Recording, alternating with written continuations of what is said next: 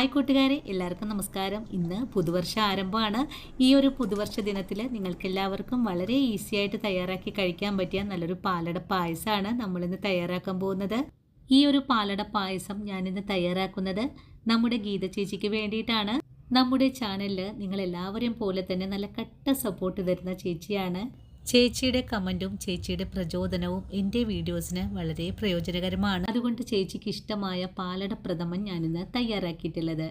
എൻ്റെ എല്ലാ കൂട്ടുകാരുടെയും പേരിൽ ചേച്ചിക്ക് വേണ്ടിയിട്ട് അഡ്വാൻസ് ആയിട്ട് ഹാപ്പി ബർത്ത്ഡേ വിഷസ് അറിയിക്കുവാണ്. നമ്മൾ ഈ പായസം തയ്യാറാക്കി എടുക്കുന്നത് അരമണിക്കൂർ കൊണ്ടാണ്.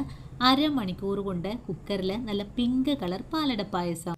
അപ്പോൾ എങ്ങനെയാണ് വളരെ രുചികരമായിട്ടുള്ള പിങ്ക് കളർ പാലട പായസം തയ്യാറാക്കി എടുക്കുന്നതെന്ന് നമുക്കൊന്ന് നോക്കാം.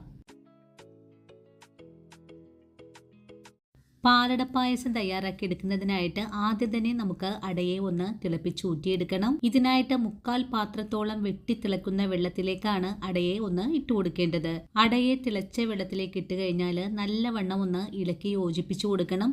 അടയെ ചേർത്ത് നല്ലതുപോലെ വെട്ടി തിളച്ചു തുടങ്ങിയാൽ ഫ്ലെയിം അങ്ങ് ഓഫ് ചെയ്ത് കൊടുക്കാം. അതിനുശേഷം നമുക്ക് ഈ പാത്രത്തിന് ഒരു 2 മിനിറ്റ് നേരം ഒന്ന് മൂടിയും കൂടെ വെച്ച് കൊടുക്കണം. 2 മിനിറ്റ് കഴിയുമ്പോൾ അടയെ ഒന്ന് ഊറ്റി മാറ്റിയതിന് ശേഷം നമുക്ക് നല്ലതുപോലെ ഒന്ന് കഴുകിയും കൂടെ വെക്കണം. ഇതിന്റെ സ്റ്റാർച്ചൊക്കെ ഒന്ന് പോയി കിട്ടണം. ഇനി നമുക്ക് വേണ്ടത് പായസത്തിലേക്ക് ആവശ്യമായ പാലാണ്. നമ്മൾ ഇന്ന് തയ്യാറാക്കാൻ പോകുന്നത് പായസം കുക്കറിൽ വെച്ചിട്ടാണ്.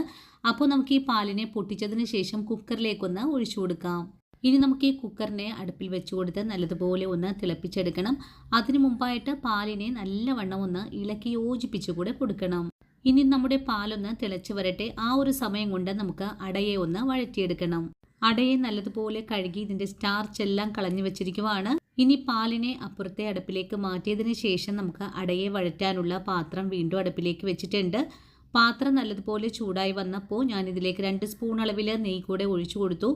നെയ്യും ചൂടായി വന്നപ്പോൾ നമ്മളൊന്ന് വേവിച്ച് വെച്ചിരുന്ന അടയെ ഇതിലേക്ക് ഇട്ട് കൊടുത്ത് നല്ലതുപോലെ ഒന്ന് വഴറ്റിയെടുക്കണം. അടയെ ഒരു 2 മിനിറ്റ് നേരം വഴറ്റി കഴിയുമ്പോൾ നമുക്കിതിലേക്ക് കുറച്ച് പഞ്ചസാര കൂടെ ചേർക്കേണ്ടതുണ്ട്.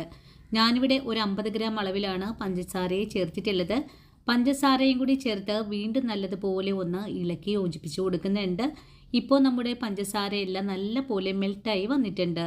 ഇനി നമുക്ക് അടയെ അടുപ്പിൽ നിന്ന് മാറ്റാം. അതിനുശേഷം വീണ്ടും പാലിനെ തിളപ്പിക്കാനായിട്ട് വെച്ചു കൊടുക്കണം. പാലിപ്പോൾ നല്ലതുപോലെ തിളച്ചൊക്കെ തുടങ്ങിയിട്ടുണ്ട്. ഇനി ഇതിലേക്ക് മധുരത്തിന് ആവശ്യമായ പഞ്ചസാര കൂടെ ചേർക്കാം.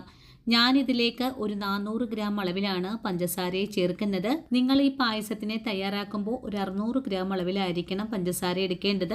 ഞാനിവിടെ മധുരം വളരെ കുറച്ചാണ് പായസം തയ്യാറാക്കിയിട്ടുള്ളത്. പഞ്ചസാര ചേർത്ത് കഴിഞ്ഞാൽ പിന്നെ നമുക്കിതിലേക്ക് ഒരു നുള്ളുപ്പും കൂടി ചേർത്തിട്ട് ഒന്നുകൂടി ഇളക്കി തിളപ്പിച്ചെടുക്കണം. വളരെ എളുപ്പത്തിൽ തന്നെ നമ്മുടെ പാല് നല്ലവണ്ണം തിളച്ചു തുടങ്ങിയിട്ടുണ്ട്. ഇനി ഇതിലേക്ക് നമ്മൾ നേരത്തെ വഴറ്റി വെച്ചിട്ടുള്ള അടയെയാണ് ചേർക്കേണ്ടത്.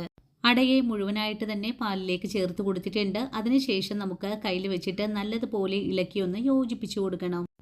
പാലിപ്പോൾ നല്ലതുപോലെ തിളച്ച് തുടങ്ങിയിട്ടുണ്ട്. ഇനി ഫ്ലെയിം അങ്ങ് സിമ്മിലേക്ക് മാറ്റാം. അതിനുശേഷം കുക്കറിനെ മൂടിയിട്ട് അരമണിക്കൂർ നേരത്തേക്ക് ഇതുപോലെ തന്നെ ഒന്ന് വെച്ചു കൊടുക്കണം. അരമണിക്കൂർ കൊണ്ട് ഫ്ലെയിം ഓഫ് ചെയ്ത് കൊടുത്തു. അതിനുശേഷം അരമണിക്കൂർ കൂടെ കഴിഞ്ഞിട്ടാണ് കുക്കറിനെ ഞാനിവിടെ തുറന്നു നോക്കാൻ പോകുന്നത്. ഇപ്പോൾ നമ്മുടെ കുക്കറിന്റെ എയറെല്ലാം നല്ലവണ്ണം പോയി കിട്ടിയിട്ടുണ്ട്. ഞാനിവിടെ കുക്കറിനെ തുറന്നു നോക്കുവാണ്. നമ്മുടെ പിങ്ക് പാലട പായസം നല്ല പെർഫെക്റ്റ് ആയിട്ട് തന്നെ ഇവിടെ റെഡിയായി കിട്ടിയിട്ടുണ്ട്. അപ്പോൾ എത്ര എളുപ്പത്തിലാണ് കൂട്ടുകാരെ നമ്മൾ നല്ലൊരു പിങ്ക് പാലട പായസം ഇവിടെ തയ്യാറാക്കി എടുത്തിട്ടുള്ളത്. ഈ ഒരു വീഡിയോ കാണുന്ന എൻ്റെ എല്ലാ പ്രിയപ്പെട്ട കൂട്ടുകാരും നമ്മുടെ പായസം ഒന്ന് ട്രൈ ചെയ്ത് നോക്കണം. വളരെ ടേസ്റ്റ് ആയിട്ട് തന്നെ നമുക്ക് തയ്യാറാക്കി എടുക്കാൻ സാധിക്കും. യാതൊരുവിധ ബുദ്ധിമുട്ടുകളുമില്ല ഇതിനെ തയ്യാറാക്കി എടുക്കാനായിട്ടും. ഏവർക്കും ഇഷ്ടപ്പെടുന്ന നല്ല സ്വാദുമാണ്. ഞാൻ ഈ പായസത്തിലേക്ക് ഏലക്കപ്പൊടിയോ താളിപ്പുകളോ ഒന്നും തന്നെ ചേർക്കുന്നില്ല. അത് നല്ല പെർഫെക്റ്റ് ആയിട്ട് തന്നെയാണ് നമുക്കിതിനെ തയ്യാറാക്കി എടുക്കാനും സാധിച്ചിട്ടുള്ളത്. നല്ല പിങ്ക് കളറിലാണ് കേട്ടോ നമ്മുടെ പായസം ഇവിടെ റെഡിയാക്കി കിട്ടിയിട്ടുള്ളത്. ഈ ഒരു പുതുവർഷ ദിനത്തിൽ എൻ്റെ എല്ലാ പ്രിയ കൂട്ടുകാരും ഇതുപോലൊരു പായസത്തിന് തയ്യാറാക്കി നോക്കണം. നിങ്ങളുടെ കൈവശം പാലട ഇല്ലെങ്കിൽ പച്ചരി വെച്ചിട്ടോ അല്ലെങ്കിൽ പുന്നല്ലരി വെച്ചിട്ടോ ഇതുപോലൊരു പായസത്തിന് തയ്യാറാക്കാൻ പറ്റുന്നതുമാണ്. അപ്പോൾ ഇന്നത്തെ വീഡിയോയും ഇത്രയേ ഉള്ളൂ കൂട്ടുകാരെ. ഈ ഒരു പുതുവർഷം നിങ്ങൾക്ക് എല്ലാവർക്കും ഐശ്വര്യവും സന്തോഷവും സമാധാനവും ആരോഗ്യം നൽകുന്നതാവട്ടെ എന്ന് ആത്മാർത്ഥമായിട്ട് പ്രാർത്ഥിക്കുവാണ്. ഇനിയും നല്ലൊരു വീഡിയോ ആയിട്ട് ഞാൻ നാളെ ഓടിയെത്തുന്നതാണ്. അതുവരെയും വീഡിയോ കൊണ്ട് സപ്പോർട്ട് ചെയ്ത എൻ്റെ എല്ലാ കൂട്ടുകാരോടും ഇനിയും കാണാനിരിക്കുന്ന എൻ്റെ പ്രിയ കൂട്ടുകാരോടും ഒത്തിരി നന്ദിയും സ്നേഹമൊക്കെ അറിയിച്ചുകൊണ്ട് നാളെ ഓടിയെത്താം. അതുവരെയും ഒത്തിരി സ്നേഹത്തോടെ വീണ്ടും കാണാം.